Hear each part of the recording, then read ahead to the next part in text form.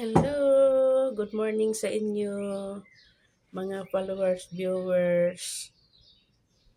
Hi! Good mornings, everyone. Thank you sa inyong pagpanood sa aking video, sa inyong pag-like, comment. Thank you. Ngayon, pupunta na naman ako sa, sa church. Sambahin natin ang Panginoong Diyos. Kailangan makaipon tayo ng kabanalan. Hindi na lang kay pera-pera. Hindi na lang laging magpakabisi sa mga negosyo. Huwag nating kalimutan ang makapangyarihan sa lahat. Siya ang nagbibigay sa atin ng lakas at buhay. Siya ang nagbibigay ng ating hininga. Hiram lang ang ating buhay, guys. Kaya huwag natin siyang kalimutan. Bigyan natin siya ng oras na atin siyang sambahin at pasalamatan. Siya po ang lahat ng ating lapitan kung tayo ay may mga problema, mga karamdaman. O diba, kumusta naman ang inyong pag-reels?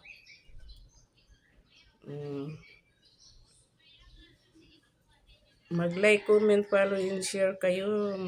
Matuto tayong makipag-engage sa ating kapwa.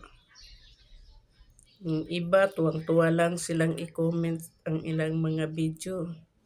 Diba? Siyempre, i-comment mo. Sino bang mag-comment? Sino bang mag-like sa iyong video? Kundi tayo lang ang nagre-reels. Huwag namang na tuwang-tuwa lang na ang ating video pinapansin. Pero sila hindi naman pumapansin, diba? Sabi nila, balikan kita, balikan. Wala ni anino, wala. Diba?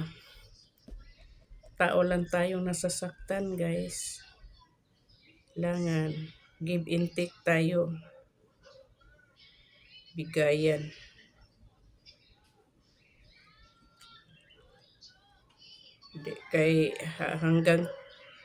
Hanggang tainga lang ang ating ngiti. Tapos hindi tayo mag-respond sa kapwa nating nagre-reels. Hindi yan patas. Hindi pantay. Kailangan gusto kang i-comment ang iyong video, panoorin, tapusin. Ganon din gagawin mo. Kaya lahat na ngayon mga ipang-post, maano na lang maiksi na lang. Kasi ang iba tamad manood, tamad pumansin. Nibakas lang ng hello, wala. Hi. Wala, di pumansin.